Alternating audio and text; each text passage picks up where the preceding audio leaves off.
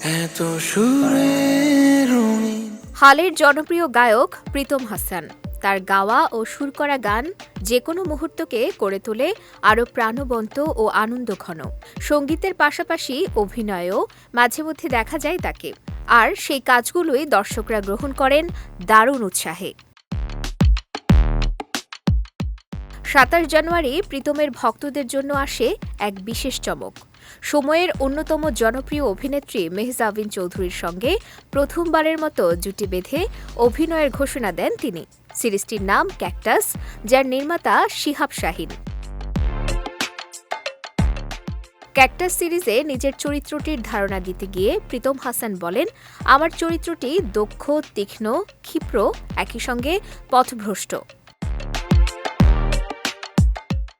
অন্যদিকে মেহজাবিন চৌধুরীও আজকাল কাজে যুক্ত হচ্ছেন খুব বুঝে শুনে।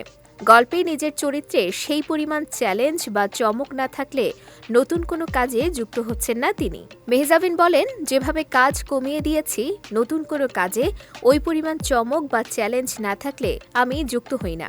আমার মনে হয়েছে এই চরিত্রটা আমার ছেড়ে দেয়া উচিত হবে না।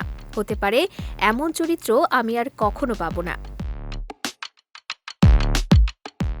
শিহাব শাহীন প্রথম থেকেই মরীচিকা, সিন্ডিকেট, অ্যালেন স্বপনের মতো থ্রিলার নির্মাণের মাধ্যমে দর্শকদের চমকে দিয়ে আসছেন। ক্যাকটাস এর ব্যতিক্রম হবে না, বরং এটি আরও অনেক বড় পরিসরের গল্প। শিহাব শাহীন বলেন, ম্যাসিভ লেভেলে কাজ করার ক্ষেত্রে আমাদের পুরো ইন্ডাস্ট্রির একটা লিমিটেশন আছে।